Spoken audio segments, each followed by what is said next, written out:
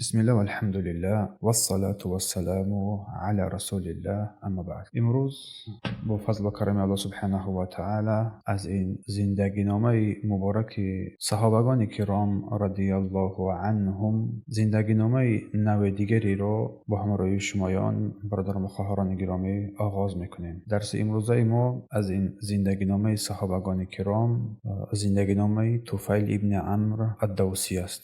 طفیل ابن عمرو الدوسی از دعاهای مبارک رسول الله صلی الله علیه و سلم بر طفیل ابن عمرو الدوسی که بر او دعای مبارک کردن، گفتن که اللهم اجعل له آیه، پروردگارا ای الله برای او یک نشانه قرار ده. دعای پیامبر بر طفیل، پروردگارا برای او یک نشانه قرار ده. تعینه علی ما ینوی من الخیر، پروردگارا بر این طفیل یک نشانه قرار بده که در انجام دادن آن کار خیلی که قصد دارد یاریش بکند. دعای پیامبر بر این طفیل. بعضا وقت انسان تمام عمر خود را همچون یک شخصیت عاقل، دانا، صاحب تجربه میشمارد. شاید بیشتری از مردم هم این گونه فکر نمی‌کنند، در خود را عاقل، دانا، صاحب تجربه می‌داند. اما یک لحظه صدق و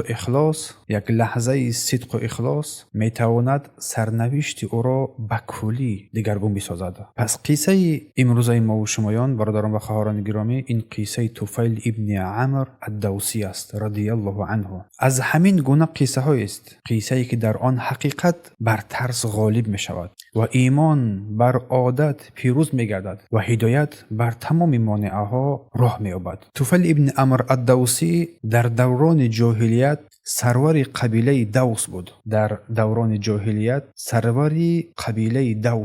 قبیله دوس را راهبریت میکرد و علاوه بر این طفیل یکی از اشراف و بزرگان مشهور عرب و از جمله صاحب جوانمردی و کرامت به شمار می رفت در آن دیار دوس، در دیار خود و در بین عرب، تا آن درجه کرامت و شرافت داشت که دیگی خانه او هیچگاه از روی آتش گرفته نمی شد. دیگی خانه او هیچگاه از بالای آتش فراورده نمی شد. یعنی همیشه برای مهمانان طعام آماده میکرد. بسیار مرد مهمان نواز بود در دوران جاهلیتش و در خانه طفیل همیشه برای مردم کشاده بود. برای هیچ مهمانی در او بسته نبود. طفیل یکی از جوان مردانی بود که گرسنه را طعام میداد، ترسیده را امان میبخشید و کسی که از او پناهندگی میطلبید او را در امان میداد. علاوه بر این طفیل یکی از مردان با آداب، خیرتمند و دانایی بود. یک شعار یا که یک خصلت نازک طبع و حساس به شما میرفت. شاعر هم بود و احساسات خوب و لطیف هم داشت. و طفیل شیرینی و تلخی سخن را هم خوب میفهمید، درک میکرد و از تأثیر کلام هم آغاز بود. از تأثیر کلام هم، یک کلامی که سخنی که تأثیر میرساند یا که نه، از اونم آگاه بود. گفتم شیرینی و تلخی سخن رو خوب میشناخت، یعنی که حقیقت رو خوب میفهمید از زبان مردم که چی سخن بر حق است، چی سخن بر دروغ است، چی سخن راست است. و طفیل رضی الله عنه، طفیل ابن عمرو الدوسی از منزل‌های قوم خود، از آنجا زادگاه قوم خود به سرزمین تیحامه به سوی مکه راه پیشه میگیرد. به سوی مکه میرود. به سوی مکه رهسپار میشود هنگامی که آن روزهای آتش مبارزه میان رسول گرامی قدر صلی الله علیه و سلم و کافران قریش علنگه میزد. طفیل از دیار خود سرزمین مکه را رهسپار شد. در آن زمان بین رسول الله و این کافران قریش آتش دشمنی علنگه میزد. مبارزه میان هر دو این و هر یک طرف کوشش میکردند که برای خود یاران و طرفداران بیشتری پیدا کنند و رسول الله صلی الله علیه و سلم در اینجا مردم را به سوی پروردگارش دعوت میکرد که سلاح رسول الله صلی الله علیه و سلم آن هنگام تنها ایمان بود و حق را بر مردم رسانیدن. اما در مقابل رسول الله صلی الله علیه و سلم این کافران قریش با هر وسیله به مقابل دعوت او صلی الله علیه و سلم ایستادند و با تمام راهها مردم را از او صلی الله علیه و سلم دور میکردند. هیچ راهی نبود مگر آن را استفاده کرده تا که مردم را از این راه حق، از این راه قرآن و سنت، از این راه هدایت باز بدارند. و طفیل هنگامی که بر مکه رسید ناگهان خود را در میان این آتش دید. در میان این خود را پیدا کرد بدون اینکه آمادگی بیند، بدون یگام آمادگی در میان آنها افتاد و به اینکه بدون قصد و تردید که میان آن ماجرایی که بین رسول الله و این قریش بود افتید، وارد شد. و طفیل اصلا برای این قصد به مکه آمده بود و پیش از آن هم مسئله محمد صلی الله علیه و سلم و قریش حتی به ذهنش هم نآمده بود. از همین جا بود که دوستان طفیل ابن عمرو الدوسی با این مبارزه به یکی از عجیبترین و فراموش نشونده ترین قصه ها تبدیل یافت. از همین جا بود که این داستان طفیل با این مبارزه‌ای که در آنجا بدون خبر واقع شد یکی از عجیبترین و فراموش نشونده ترین داستان قرار گرفت در این میان محمد صلی الله علیه و سلم و این قوم قریش که هر دشمنی رو بر او صلی الله علیه و سلم می‌کردند. پس بیایید این قصه رو گوش بدهیم و این قصه عجیب و فراموش نشونده ای که از جمله قصه های شگفت انگیز است بر او گوش بدهیم که چی رخ داده است بر این طفیل هنگامی که بر این مکه تشریف آوردن. خود طفیل نقل می نماید، قصه می کند و می گوید که وقتی به مکه رسیدم همین که به مکه رسیدم سران قریش مرا دیدند. چون طفیل خودش ثروتمند بود، یکی از اشراف زادگان بود، سردار قبیله دوس بود. میگوید وقتی که من به مکه رسیدم همین که بر آنجا رسیدم قریشیان مرا دیدن، دویده بر پیشم آمدن، پیشوازم گرفتن، بهترین استقبال را بر من کردند و ما را در نزد خودشان در مقام گرامی جای دادند. جایگاه منزلت مقام بزرگی را در آنجا برای من عطا کردند در نزد خودشان، سرداران و سروران قریش. و سپس آن بزرگان و سروران قریش به نزد من جمع شدند و گفتند ای طفیل تو به سرزمین ما تشریف آوردی و این مرد که خود را پیامبر مینامد، خود را همچون یک پیامبر از جانب الله بر ما معرفی میکند، همه کار و بار ما را ویران کرده است، همه اتحاد ما را پراکنده نموده است و این جمعیتی که ما داریم ما را از هم جدا کرده است. ای طفیل، ما می ترسیم که بر تو و راهبری تو و میان تو قومت همان چیزی را برساند که بر سر ما آورده است، بر سر ما رسانده است. ای طفیل، بر این مرد هرگز سخن نگو، با او هیچ سخنی نگو و از او هیچ سخن نشنو، با او حتی نزدیک هم نشو، زیرا سخنان این مرد، یعنی سخنان این محمد، مثل سحر است، مثل سحر است که پدر رو از فرزند،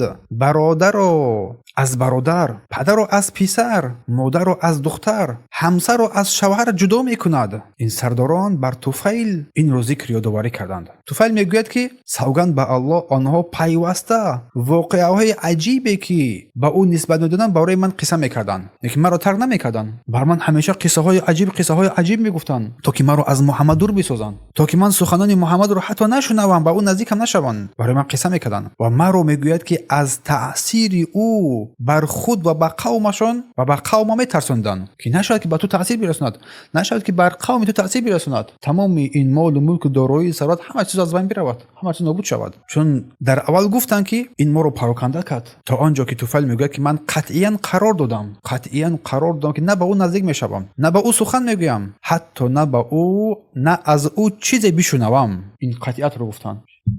اینا را اونجا بشه. طفیل میگه که صبحگاهان برای طواف کعبه و تبرک رسیدن به بت‌هایی که در آن زمان در اطراف کعبه قرار داشتن، در آن زمان حج میکردیم و آن بت‌ها را بزرگ میشمردیم، به مسجد رفتم صبحگاهان و از ترس آنکه مبادا چیزی از سخنان محمد صلی الله علیه و آله به گوش من برسد در گوشهایم پخته پر کردم.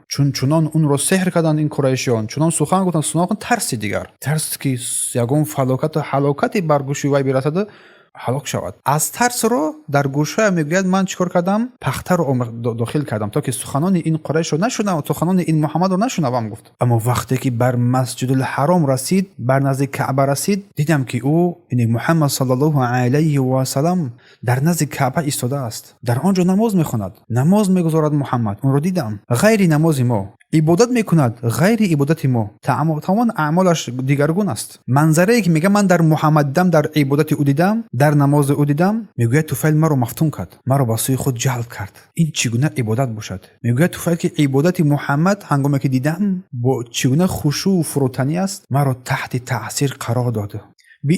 بدون اینکه من قصد داشته باشم، بدون اینکه میگه طفیل من قصد داشته باشم، میگه قسم به الله میبینم که خودم خود به خود به اون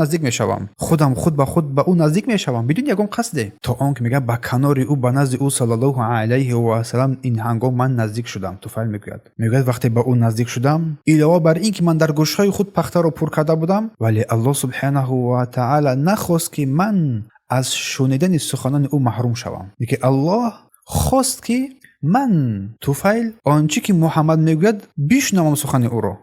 بر دوش توفیل رسید و بعضی از آنچه که میگفت به گوشم رسید و سخنانش برای من بسیار زیبا تافت. سخنان محمد صلی الله علیه و آله برایم تاثیر بخشید. سخنانش وقتی که سخنانش بر من زیبا تافت، توفیل میگه که آنگاه با خود به خود گفتم ای توفیل، مادر تو رو از دست بدهد. ای توفیل، مادر تو رو از دست بدهد. تو یک مرد عاقل و خردمند هستی و شاعر هم هستی. ای توفیل، تو یک مرد هستی که خوب رو از بدی فرق میکنی. تو خوبی رو از بدی فرق کردن میتوانی. ای توفیل، تو چی چیز تو رو از شنیدن سخنان این مرد باز می‌دارد؟ چی چیز تو رو از سخنان این مرد باز می‌دارد؟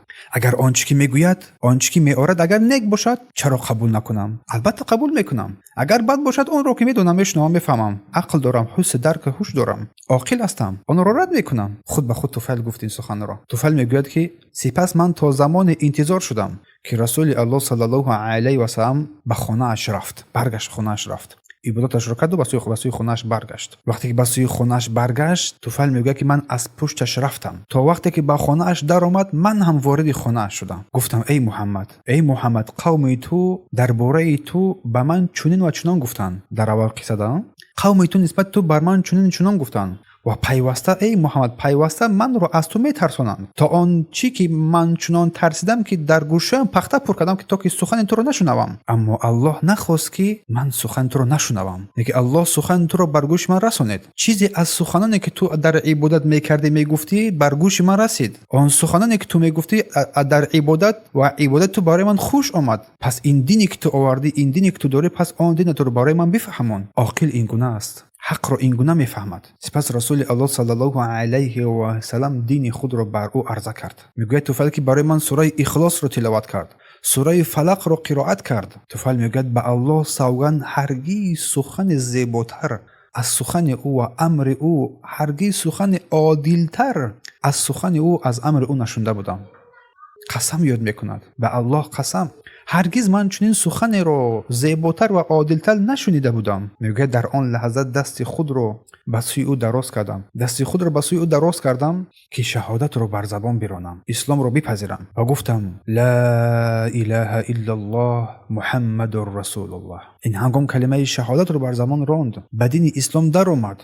توفیل میگه سپس من مدت در مکه موندم، در آن دور احکام اسلام رو آموختم و هرچی که از قرآن می توانستم حفظ کردم. اما وقتی که قصد بازگشت به قوم خود کردم، به رسول الله صلی الله علیه و سلم گفتم که ای رسول الله، من در میان قبیله خود شخصی هستم که سخنم قبول می شود و من امروز به نزد آنها می خواهم بر بگردم و آنها را به سوی اسلام دعوت نمایم. ای رسول الله، از الله دعا کن که برای من نشانه قرار دهد. رسول الله گفت ای رسول الله، برای من دعا کن که الله برای من یک نشانه رو بدهد یا نشانه رو قرار بدهد که در دعوتم آن نشانه برای من یاردم بکند. چون قبیلش کلام بود. و رسول الله صلی الله علیه و سلم سپس برای او دعا کرد، گفت ای الله برای او نشانه قرار بده، یک نشانه برای توفیل بده.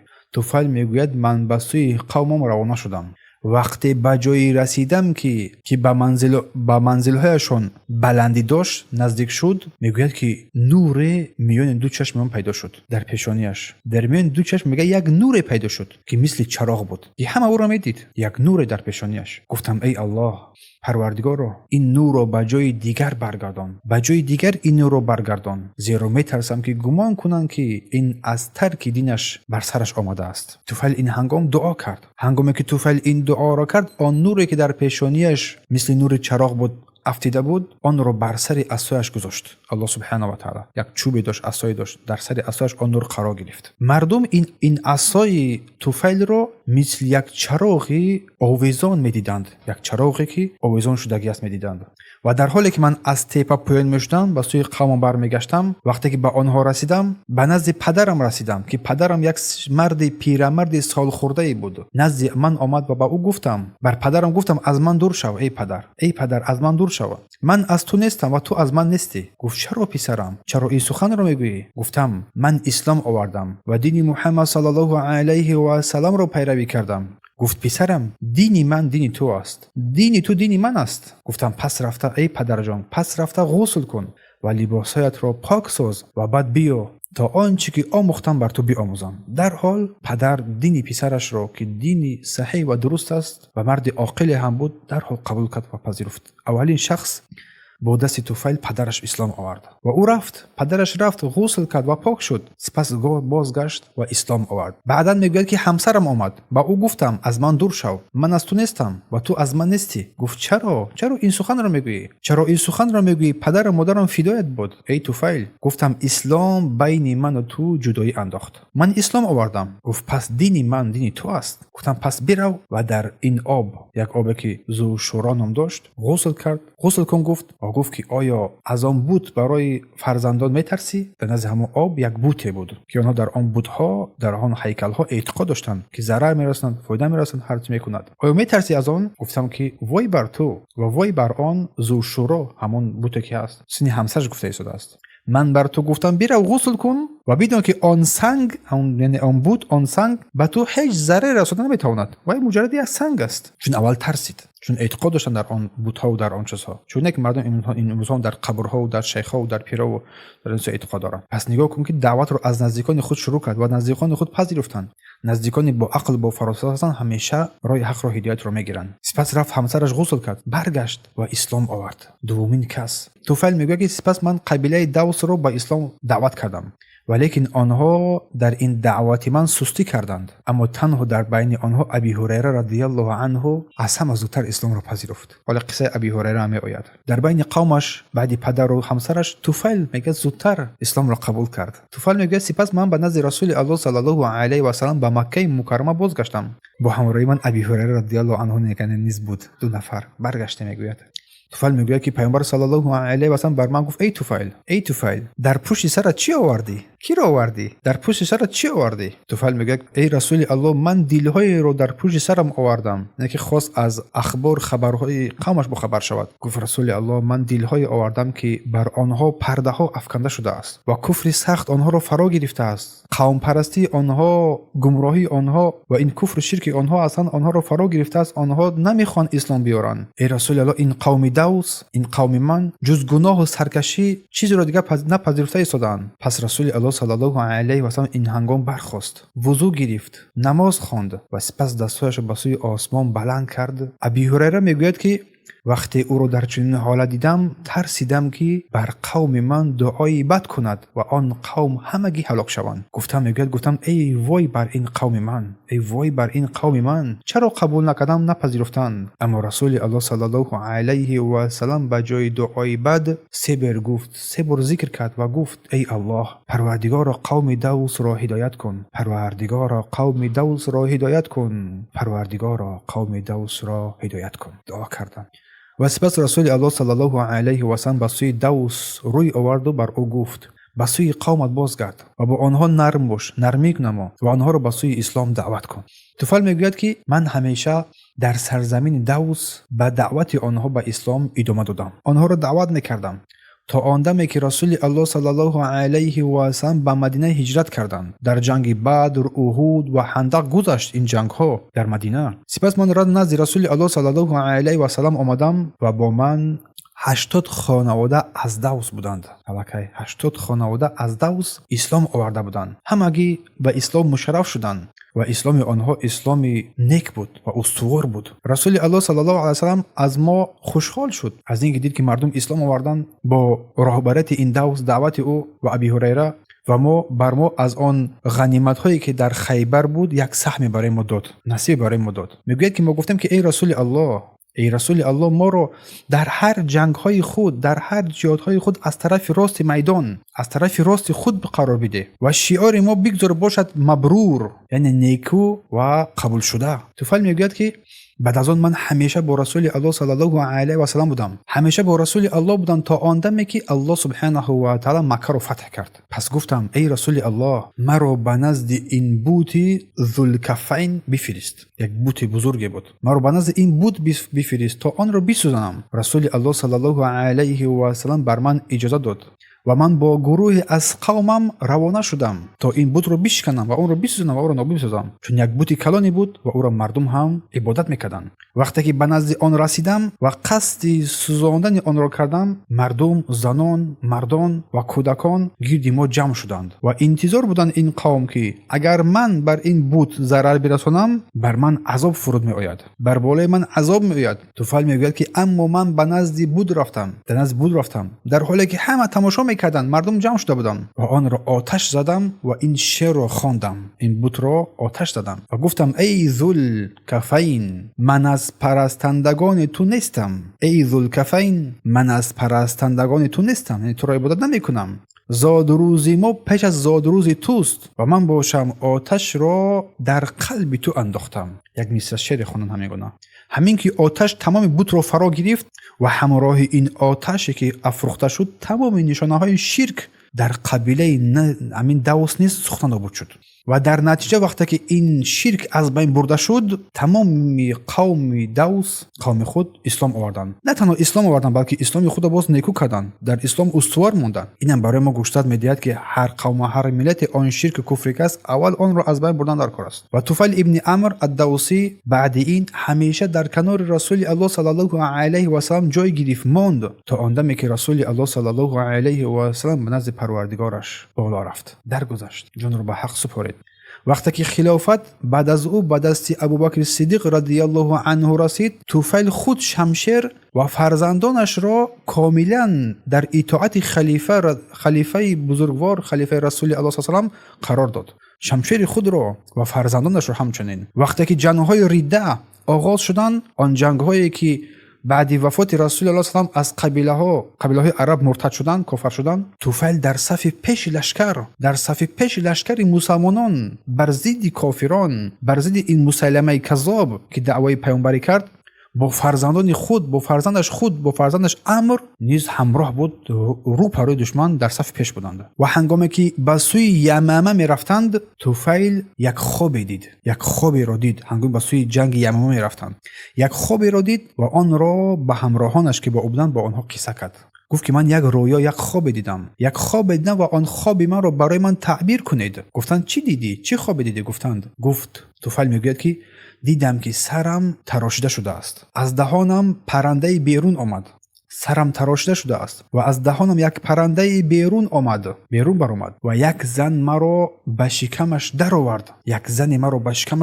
و پسرم عمرو مرا با شتاب میجوید، جستجو میکند، ولی میان من و او مانعی گذاشته شد که نتوانست که مرا پیدا نماید. گفتند خیر است. اما او گفت به الله سوگند من خودم آن را چنین تعبیر میکنم. طفیل گفت وقتی که گفتند که خیر است، گفت که به الله سوگند من این را خود تعبیر میکنم، اما تراشیدن موی سر یعنی من کشته میشوم. پرنده‌ای که از دهانم بیرون میآید این روح من است، جانم قبض میشود و زنی که مرا به شکمش درآورد این زمین است که برای من کنده می شود و من در آن دفن می گردم. و گفت که من امید دارم که شهید شوم، امید می بندم بر رحمت الله سبحانه و تعالی که در این راه من شهید بگردم، شهادت رو به دست بدهم. اما جستجوی پسرم باشد این است که او هم طلب شهادت می کند، او هم می خواهد که در این راه شهید بشود، ولی بدتر پس از من به شهادت می رسد. همینطور طفیل بر یک بنای ایمان و یقین میدونست که شهادت در پیش است و با دل استوار به سوی میدان جهاد روانه میشد. و در جنگ یمامه این صحابی بزرگ طفیل ابن عمرو الدوسی رضی الله عنه بسیار جنگید، بسیار جسورانه با این شمشیر مبارکش بر ضد دشمن جنگید تا آن دمی که در زمین افتاد، ضربه های خورد و در زمین افتاد و شهادت را نصیبش گردانید. اما پسرش عمرو باشد جنگ را ادامه میداد، جسورانه می جنگید. نوباسه از اینکه زخم‌ها بدن او را ضعیف کرده بودند، حتی دست راستش هم بریده شده بود، عقب نشینی نمی‌کرد، می‌جنگید. اما شهادت نصیب او نگشت. در این جنگ دست راستش را اما از دست داد. سپس بعد این جنگ به مدینه منوره برگشت، در حالی که در این سرزمین یمامه وقتی که دستش را از دست داد در آنجا گذاشت آن را. پدرش در آنجا به شهادت رسید و دست خود را هم از دست در آنجا داد. و در زمان خلافت عمر ابن خطاب رضی الله عنه عمرو ابن طفیل فرزند طفیل به نزد عمر در آمد. در زمان خلافت عمر برای غذا برای عمر رضی الله عنه یک غذا طعام آورده شد و مردم در اطراف عمر نشسته بودند، از جمله عمرو ابن طفیل هم در آنجا قرار داشت. وقتی که غذا آورده شد، طعام آورده شد، عمر رضی الله عنه آنها را به سوی خوراک دعوت کرد. اما این هنگام عمرو کناره‌گیری کرد، خود را دور کرد، عقب نشینی کرد. عمر با او گفت تو چرا کناره‌گیری میکنی؟ آیا از شرم دستت عقب نشینی کردی؟ دستش در جنگ آزاد بود. گفت بله ای امیرالمؤمنین. سپس عمر به سوی او نگریست و گفت ای سوگند به الله من این غذا را نمیخورم تا آنکه آن را با این دست بریده خود آمیخته کنی. من این طعام را نمیخورم تا آنکه تو با این دست بریده خود این طعام را بکوبی، آمیخته کنی. و سپس عمر گفت به الله سوگند در این جمعی که جمع آمده که هست هیچ کس نیست که قسمی از او در بهشت باشد. هیچ کسی در این جمع آمده ما نیست که یک قسمت از او در بهشت باشد و قسمت آن در این دنیا مگر تو ای عمر. و اشاره به دست بریده اش کرد. نه که این دستی که تو با اون فداکاری کردی در راه دین الله سبحانه و تعالی بر بهشت امیدوار است. آرزوی شهادت همیشه پیش نظر عمر می‌درخشید. همیشه آرزو میکرد که به شهادت روزی از روزها میرسد مثل پدرش. از همون وقتی که از پدرش جدا شد، چون در جنگ ها همیشه رو پاره دشمن در صف اول با همراهی پدرش بودند. وقتی که جنگ یرموک فرا رسید، عمرو از جمله اولین کسانی بود که به میدان جنگ شتابید، به میدان جنگ حرکت کرد. اولین کس بود، چون آرزوی شهادت همیشه پیش نظر عمرو جلوگیری میکرد، میدرخشید. از آن زمانی که از پدرش جدا شد و پدرش شهادت را به دست داد، هنگامی که جنگ یرموک فرا رسید، عمرو با پیش قدمان به سوی دشمن میشتابید، با آنها میجنگید تا آنکه به شهادتی رسید که پدرش آن را برایش آرزو میکرد و آرزو کرده بود. الله سبحانه و تعالی رحم کند طفیل ابن عمرو الدوسی را. او هم به شهادت رسید و هم پدرش هم به شهادت رسیدند. پس از این قصه طفیل ما درس های میگیریم که قوت تاثیر قرآن و کلام حق بر انسان، حتی وقتی که طفیل قصد داشت که نشنود، اما کلام الله به دلش راه یافت و این نشانه آن است که حقیقت خود تأثیرگذار است.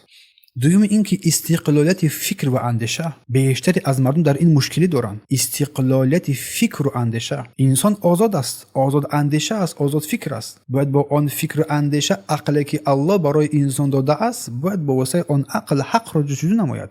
با وجود این تبلیغات منفی که قریش از همه طرف او را عقل و هوش و درک او را دزدیده بودند، حق را جستجو کرد. این یک درس مهمی هست که انسان نباید کرکرانه از هر کس پیروی نماید، بلکه در آن جایی که حق است از حق پیروی نماید و چشم و گوش دل خود را به سوی حق بسته نکند، بلکه گشوده بنماید. آن عقلی که الله برای تو داده است آن را استفاده بر در راه درست، مثل طفیل. و همچنین دعوت با حکمت و با نرمی. رسول الله صلی الله علیه و بر او فرمود که با قامت با نرمی رو پرو شو و دعوت باید با صبر، با مهربانی و حکمت باشد. و همچنین اهمیت دعای رسول الله برای هدایت قوم دوس نشان می‌دهد دعا سلاح بزرگ مؤمن است. بعد تلاش ها دوس باز برگشت، طفیل بازگشت و رسول الله دعا کرد و مردمی با دعای مبارک پیامبر ایمان آوردند. و همچنین ایمان و یقین به قضا و قدر الله سبحانه و تعالی. تأثیر رؤیا خواب طفیل و آمادگی او بر این شهادت نشانه ایمان استوار و یقین کامل است. و همچنین تربیت فرزند در راه ایمان و جهاد. پسرش عمرو در راه پدر قسم گذاشت، قسم یاد کرد، قدم گذاشت. این نشان می‌دهد تربیت صالح چی نیوه نکنید می‌دهد، چی میوه نک می‌دهد. و همچنین بیان فضیلت شهادت که هم پدر و هم پسر آرزوی شهادت داشتند و با آن رسیدند. این بیان نشانه آن است که مقام شهادت در اسلام بسیار بلند است. و همچنین صبر در راه الله سبحانه و تعالی در راه دعوت. قوم دوس در اول سستی کردند ولی طفیل ناامید نشد. نهایت تمام قبیله به سوی هدایت راهنما شد. اما اولین آن هدایت یافتگان کی بود؟ نزدیکان خود بود. درس می‌دهد که ما باید اولین از نزدیکان خود آغاز نماییم. و همچنین شکست شرک با دلیری و جسارت و دلیل، سوزاندن آن رمزی که در بین آن قبیله ها هست. هر رمز و هر چیزی که در بین آن قبیله ها که مردم را از حق باز می‌دارد آن را نابود کردن است. با واسطه آن راه هدایت کشیده می‌شود. هر شرک و هر کفر و هر بدعت و هر چیزی که مخالف میبرد آن را از این راه ریشه‌کن کردن تا راه هدایت با سوی مردم گشوده شود. و این با توکل به الله سبحانه و تعالی است که هر خرافاتی باید از بین برده شود. و همچنین امید به هدایت مردم، نه نفرت از آن کسی که رد میکند. چون رسول الله با جای دعای بد برای او برای قوم دوس دعای هدایت کرد. این از اخلاق نبوت رسول الله صلی الله علیه و است و همچنین حقیقت رو با عقل سالم شناختن، نه با این تبلیغات های باطلی که امروز تمام شبکه ها را پر کرده است. بیشتر از تبلیغات ها باطل هستند و خرافات و گمراه کننده هستند. تمام رسانه ها قریب و تمام رسانه ها امروز در نزد دشمن قرار گرفته است. برای همین هدایت رو بر مردم باید پهن کرد. نه تنها برای خود هدایت رو بخواه، بلکه دوستان رو بر سوی آن هدایت راهنمایی کن. قرآن یک قدرت دارد که قلب ها رو دیگرگون میکند و دعوتگر باید در این رو صبر داشته باشد و از آن نتیجه که به دست نآمد باید ناامید هم نشود. و رحمت و نصرت و دعا، رحمت و دعا باید از نفرین بیشتر باشد. یک انسان هدایت یافته میتواند سبب هدایت یک قوم بگردد. بهترین میراث همچنین برای فرزندان این ایمان استوار بر حق است. توحید و سنت برای آنها آموزاندن است، خاصتا در این زمان ما. و شهادت هم مقام بزرگ است که صحابگان کرام آن را آرزو میکردند و کسی که امروز آرزوی شهادت را دارد، پیش از این آرزو باید خود را برای آن آماده بسازد با سلاح ایمان و یقین و توحید راه سنت. این بزرگترین چیزی که در این زمان ما انسان ها به آن نیاز دارند و کسی که از برای الله چیزی را ترک نماید، الله برای او بهترش عطا می‌فرماید. اگر طفیل از ترس مردم تسلیم میشد، نه خود هدایت می‌یافت نه سبب هدایت دیگران میشد. برای همین از ترس مردم، از ترس هر ظلم باید انسان خوفی نکند و به حکمت راه هدایت رو پیش نماید، چون بیشتر از مردم رو این چیزها دلای آنها را سیاه و غلبه میکند. خلاصه این قصه برای ما تعلیم میدهد ایمان استوار رو، عقل سالم رو و صبر در دعوت رو و توکل بر الله سبحانه و تعالی و اصلاح نفس خود و دیگران جامعه، هرچند که باشد و نباشد حقیقت پیروز می شود، حتی اگر در اول هم انسان تنها باشد، ضعیف هم باشد. الله سبحانه و تعالی طفیل ابن عامر الدوسی را و همه صحابگان پیامبر صلی الله علیه و آله را شایسته رحمت خود قرار بدهد و همه صحابگان را الله سبحانه و تعالی از آنها راضی باشد. آمین. این بود قصه طفیل رضی الله عنه.